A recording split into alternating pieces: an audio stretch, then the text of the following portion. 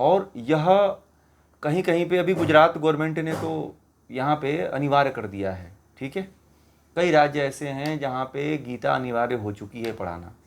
धीरे धीरे जो है जहाँ जहाँ सरकारें हैं जो इस महत्व को समझती है, वहाँ वहाँ गीता शुरू हो गया है। आने वाले समय में देखिएगा, हो सकता है कि पूरे भारत में ये लागू हो जाए। अमेरिका आदि में तो अनिवार्य है गीता। ठीक है, आप लोगों को पता है कि अमेरिका में जो है गीता अनिवार्य है, और अभी आप लोग पढ़ रहे हो, वहाँ के बच्चे गीता पढ़ना शुरू कर दिए हैं कितने सालों से। कई ऐसे जर्मनी है, जापान है, कई ऐसे कंट्री हैं जहाँ पे गीता अनिवार्य है, पढ़ाया जाता है। वहाँ हमारे देश में नहीं पढ़ाया जाता है। ठीक है,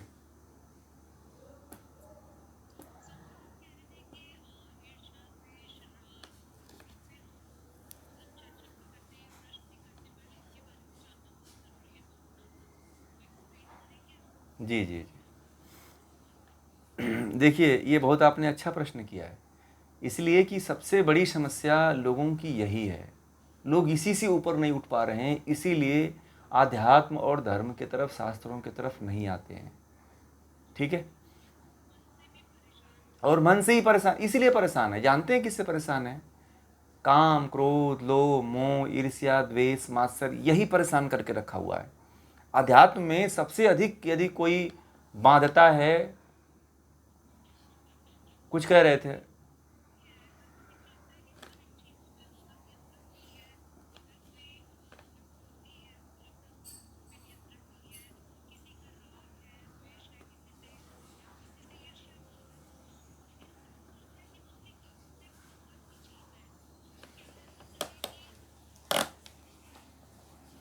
द्वेष पे जो भी उसके अंदर विकार है, आपने कहा था ये सब विकार ही है, तो इनको कैसे हम कंट्रोल कर सकते हैं, इनसे कैसे उनको रोक सकते हैं? जी जी, तो बहुत अच्छा आपका ये प्रश्न है, और इस प्रश्न की ही बात होनी चाहिए, क्योंकि सबसे पहले व्यक्ति इन्हीं समस्याओं में ग्रसित है। ठीक है, इन समस्याओं को दूर नहीं करना चाहता है मनुष्य, और इन समस्याओं को अपनी प्रकृति बना लिया है वो। कुछ लोग, जैसे आपने अभी कहा कि कुछ लोग ये समझते हैं कि मैं क्रोधी हो गया हूँ, मैं द्वेषी हो गया हूँ, मेरे क्रोध को मैं कंट्रोल नहीं कर सकता। तो आप मान चुके हो कि क्रोध को कंट्रोल नहीं कर सकते, जो ये व्यक्ति कहता है।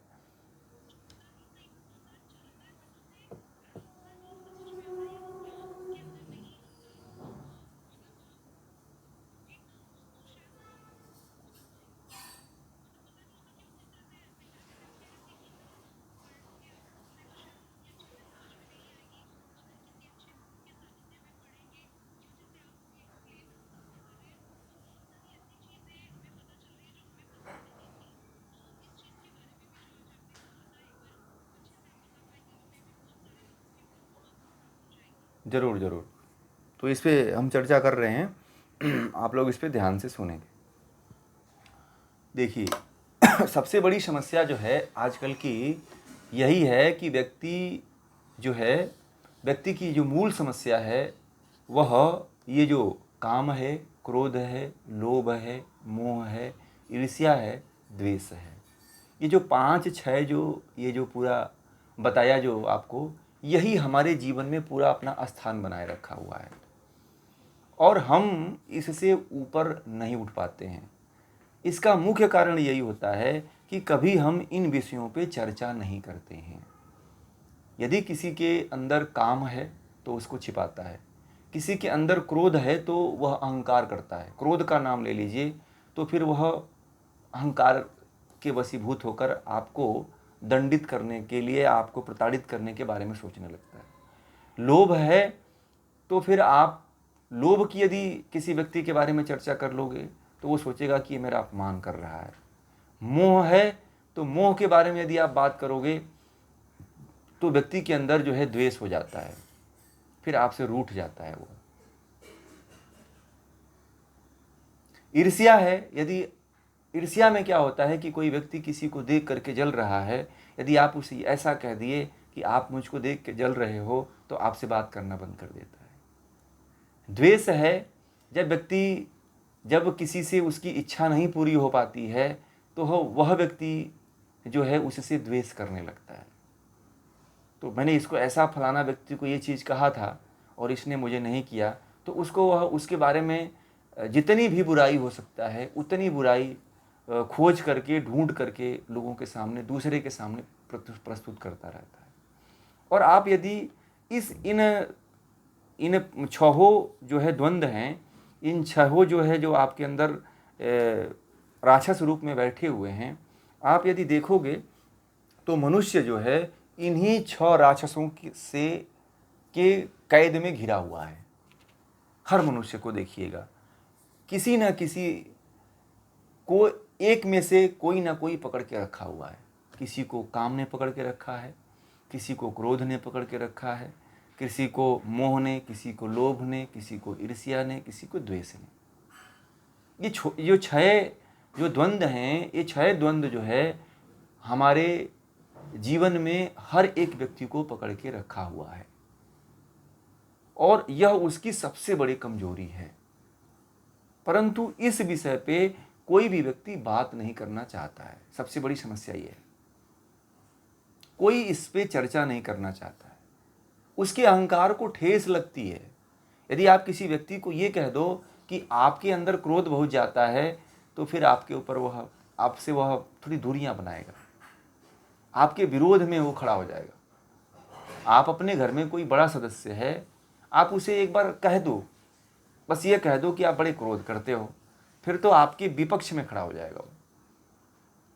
ठीक है, आपसे क्रुद्ध होकर के बातें करने लगेगा, आपको क्षति पहुंचाने की कोशिश करेगा। कोई शारीरिक रूप से नहीं, दूसरे माध्यम से आपको क्षति पहुंचाने की कोशिश करने लगा। आपके फेवर में रहना बंद कर देगा वो। क्यों? क्योंकि उसके अहंकार को ठेस लगती है।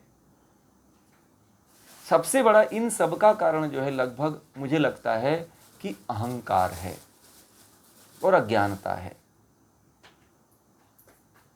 अज्ञानता में व्यक्ति अहंकारी हो जाता है, लोभी हो जाता है, मोही हो जाता है, कामी हो जाता है। जब उसके अहंकार पे चोट लगती है तो। और जिस व्यक्ति को ज्ञान हो जाता है, नॉलेज हो जाता है, वह व्यक्ति इससे ऊपर उठने की कोशिश करता है और वह उससे निकलने की कोशिश करता है। बहुत लोगों को तो ये भी नहीं पता है कि उनके अंदर जो है क्रोध है, वह इनका दुश्मन है। तो कुछ लोग कहते हैं कि मेरी प्रवृत्ति क्रोध की है। उनको आज तक ये नहीं पता चला कि ये मेरे अंदर विकार है। किसी को कह दो ना कि आप क्रोधी हो, तो वह मानने के लिए तैयारी नहीं होगा, फिर आपके ऊपर वह क्रोध करने लग जाता है। लोगों को ये तक पता नहीं है, यदि उनके अंदर लोभ है ना, तो उनको कह दो ना आप एक बार कि आप लोभी हो, तो तुरंत उनके अहंकार को ठेस लगता है और तुरंत आपसे द्वेष और घृणा करना शुरू कर देंगे। तो लोगों को तो ये पता भी नहीं है कि हमारे अंदर ये जो द्वंद्व हैं, काम, क्रोध, लोभ, मोह, ईर्ष्या, द्वेष, ये हमारे दुश्मन हैं और यही हमारे जीवन में तमाम तरह के जो है समस्याएं खड़ी कर रहे हैं। अभी कुछ देर पहले, 1-2 घंटा पहले, क्लास लेने से पहले करीब 8 बजे एक लोगों का फ़ोन आया। तो वो मुझे कहे कि जो है मैं उनके 2 बच्चे हैं, उनकी पत्नी है, तो उन्होंने आज क्या किया बता रहे थे मुझे कि उन्होंने अपने घर में जो है अपनी पत्नी को भी मारा और जितने सामान थे उसको उन्होंने तोड़ दिया और बच्चों की भी पिटाई कर दिया। तो मैंने कहा, उन्होंने मुझे फ़ोन किया, बोले कि आज ऐसी घटना हो गई है और मेरी पत्नी को सुधारने के लिए क्या चाहिए। तो मैंने कहा कि सबसे पहले आप अपनी समस्या बताओ, ये कैसे हुआ। ठीक है, तो वो बोली कि मैं आया और मैंने कुछ ऐसे शब्दों का प्रयोग कर दिया, थोड़ा क्रोध में, थोड़ा सा क्रोध में बोल दिया, तो मेरी पत्नी मेरे विरोध में खड़ी हो गई, बोली कि तुम हमेशा क्रोध से ही बात करते हो। तो मैंने कहा कि आपको पता ही नहीं है कि आपके अंदर क्रोध आता है। बोला कि मैं तो हमेशा इसी तरह से बोलता हूँ। तो मैंने कहा कि यही तो मैं कह रहा हूँ आपको, कि आपको अब तक आभास नहीं हुआ है कि आपको जो है आपके अंदर क्रोध बहुत ज़्यादा है। तो आप क्रोध करते हो तो आपको पता नहीं चलता, आपका स्वभाव बन गया है, और आप दोष जो है पत्नी पे और बच्चे पे दे रहे हो, उनको प्रताड़ित कर रहे हो, उनको मार रहे हो। उसको पता ही नहीं है कि ये जो मैं बातें उसके साथ बोल रहा हूँ, कुछ ऐसे अपशब्द बोल रहा हूँ या उसको गाली दे रहा हूँ, तो वह, या उसके साथ जो है कड़वे शब्दों में बात कर रहा हूँ, क्रोधित होकर बात कर रहा हूँ, तो ये क्रोध है। क्यों है ऐसा, क्यों लगा उसको? क्योंकि अज्ञानता है उसको। जब मैंने उसको कहा कि ये गलती आपकी है और आपके अंदर क्रोध जो है एक स्वभाव बन के बैठ गया है, आप क्रोध को क्रोध मान ही नहीं रहे हो, कह रहे हो कि ये मेरा स्वभाव है, मैं ऐसा ही हूं, आप उसको सुधार करना नहीं चाहते हो, आप थोड़ा सा दबना नहीं चाहते हो, और दोष दूसरे को दे रहे हो आप। तो बोले कि ऐसा है क्या, तो मुझे क्या करना चाहिए? मैंने कहा कि अब तो इसके लिए मुझे बाद में आप फ़ोन करिएगा, क्योंकि मेरे अभी क्लास का समय हो गया और ये गलती आपकी है, क्योंकि यह समस्या आपकी है, उन लोगों की नहीं है जिनके ऊपर आप क्रोध कर रहे हो, क्योंकि आपका क्रोध वास्तव में है। बोले कि अच्छा ठीक है, मैं इसके ऊपर चर्चा करूँगा। तो इस तरह के लोग बहुत से हैं जिन्हें पता नहीं है कि मैं क्रोध करता हूँ, और क्रोध को अपना स्वभाव बना लिए हैं, अपने जीवन की दिनचर्या बना लिए हैं कि बस जीवन यही है, क्रोध करना ही मज़ा, इससे लोगों को डांटो, लोगों को क्रोध में जो है कुछ भी बोल दो, ठीक है। और वो जो घर में क्रोध का प्रयोग करता है वो बाहर के लोगों पे करता है। जो क्रोधी होता है वह केवल अपने लिए और अपने घर में ही नहीं होता है, वह वैसा ही व्यवहार बाहर भी करता है लोगों के प्रति। आप उसकी हिस्ट्री देखिएगा तो पता चलेगा कि घर में उसकी हिस्ट्री यही है।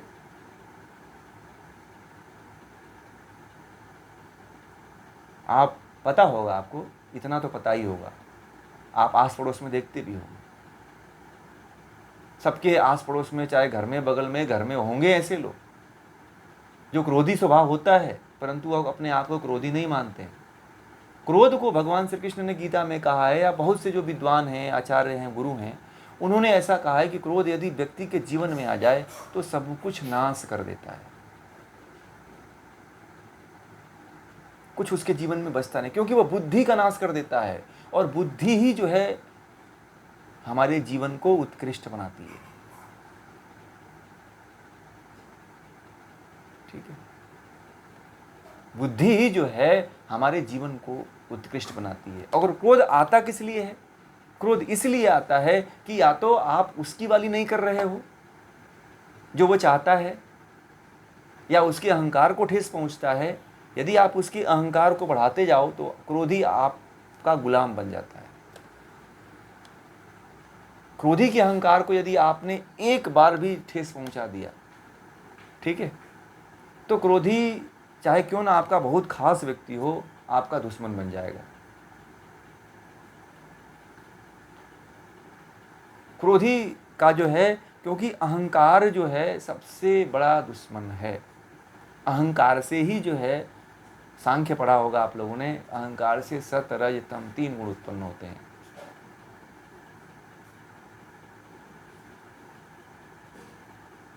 तो सबसे पहले हमें अहंकार को नष्ट करना चाहिए। अहंकारी व्यक्ति जो होता है वो बहुत बड़ा क्रोधी होता है। उसके जीवन में कोई थोड़ा सा भी किसी भी तरह से ऊंच नीच कर दे, फिर देखिए अपना आपा खो देता है वो। और पूरे देश में और पूरे विश्व में जितनी भी घटनाएं होती हैं, इन काम, क्रोध, लोभ, मोह, ईर्ष्या के कारण ही होती हैं। फांसी पे लोग चढ़ जाते हैं, मर्डर हो जाते हैं, कत्ल हो जाते हैं, आग से जलाया जाता है ना। किसी को पानी में धक्का दे देता है, कोई खुद जो है गुस्से में आकर के पानी में कूद जाता है। यह इन्हीं द्वंद्वों के कारण सब घटनाएं हो रही हैं, और व्यक्ति इन्हीं से निकलना नहीं चाहता है, क्योंकि उसको ज्ञान नहीं है। मूल जो है, कुल मिलाकर के कहा जाए तो इनका सबका निवारण जो है ज्ञान है। जब आप अपने शास्त्रों को समझ, जैसे मैंने कहा गीता, तो यदि गीता को समझते हो तो आपके अंदर क्रोध रहेगा ही नहीं। क्रोध, इनका स्थान तब बढ़ जाता है जब आपके अंदर खाली होता है, जगह खाली स्थान होता है। जब अज्ञानता ज़्यादा रहती है तो काम, क्रोध, लोभ, मोह, इनका स्थान बहुत ज़्यादा होता है, बहुत ज़्यादा बढ़ जाता है। इसीलिए जीवन को बैलेंस में करने के लिए जो है ज्ञान जरूरी है। और ज्ञान कहाँ से आता है? शास्त्रों से आता है। ज्ञान कहाँ से आता है? आचार्यों से आता है, गुरु से आता है। तो जब हम जो ज्ञानी है, जो ज़्यादा हमसे ज्ञान रखता है, यदि उसकी सत्संगति में नहीं है तो हम तो बार बार गिरेंगे ना। व्यक्ति अध्यात्म या ईश्वर तक इसीलिए नहीं पहुंच पाता है कि वह इन्हीं द्वंद्वों में फंसा रह जाता है और इसी द्वंद्व में फंस करके अपने जीवन के अमूल्य जीवन के अमूल्य समय को नष्ट कर देता है। आप देखिएगा, व्यक्ति क्रोध में आकर के जो है अपने जीवन की पूरी कमाई लगा देता है कि उस व्यक्ति ने मुझे, फलाना व्यक्ति ने मुझे कहा था कि यह व्यक्ति क्या काम करेगा। तो वह क्या करता है कि इतना मेहनत करता है कि उससे ज़्यादा प्रॉपर्टी खड़ा कर देता है क्रोध में। और पांडवों के, दुर्योधन और पांडवों के साथ ऐसे ही तो हुआ था। क्रोध और ईर्ष्या द्वेष के कारण ही तो ये सब हुआ था। ईर्ष्या द्वेष क्रोध के कारण ही तो युद्ध हुए थे। दुर्योधन बड़ा क्रोधी स्वभाव का था। वो बात बात पे क्रोध कर लेता था और कभी उसने इस क्रोध को जीतने की कोशिश नहीं किया।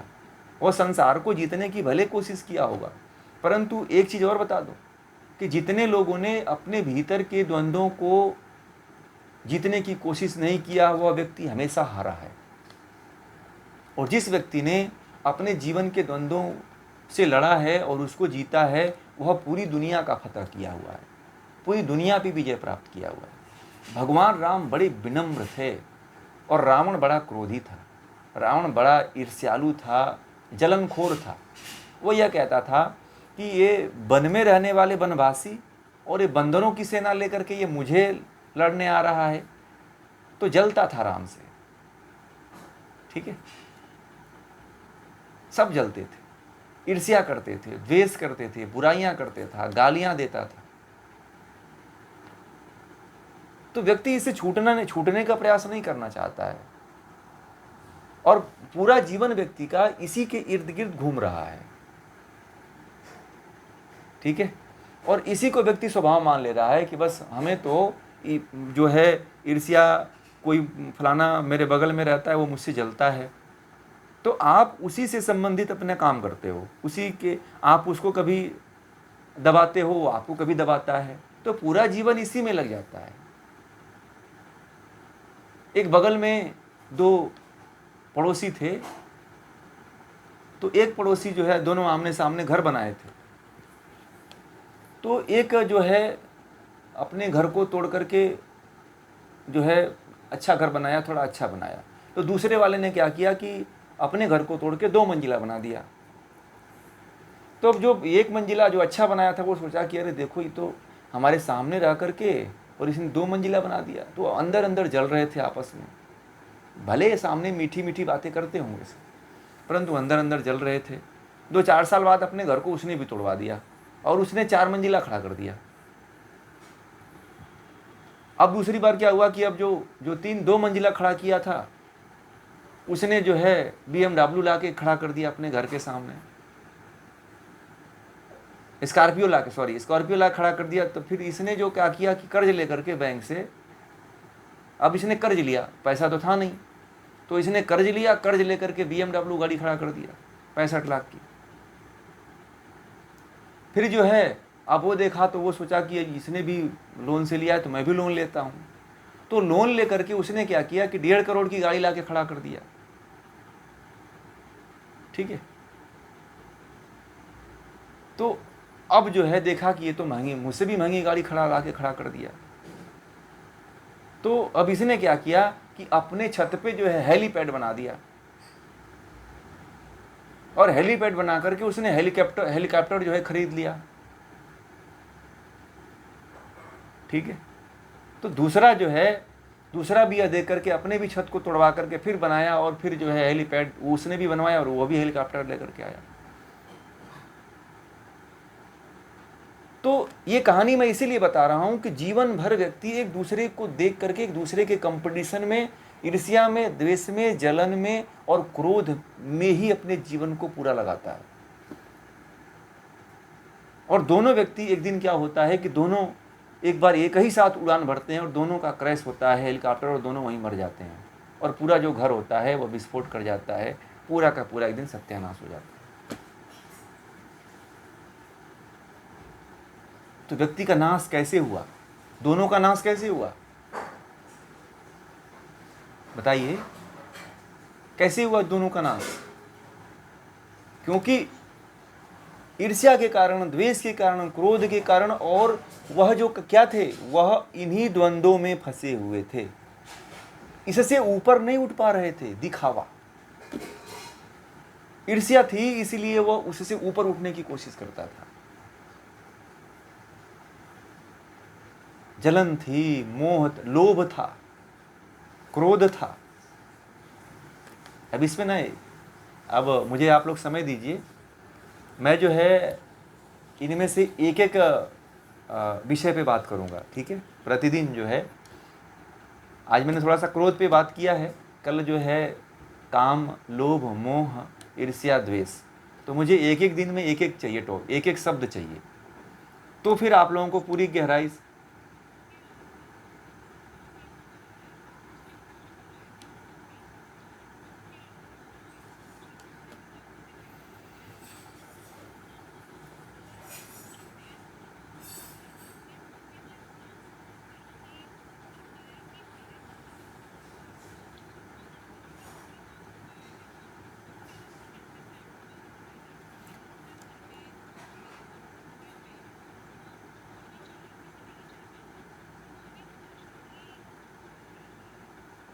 बहुत अच्छी बात कहा आपने। देखिए ये बात बहुत अच्छी बात है। अगर इस तरह की बात यदि है तो उस व्यक्ति को, यदि कोई पास पड़ोस का पीड़ा पहुंचा रहा है अपने माध्यम से, इस तरह के लोग यदि हैं, क्रोधी, लोभी, मोही हैं, तो इस तरह के व्यक्ति के लिए एक ही साधन है, एक ही साथी बनता है, वो है ज्ञान और सत्संग।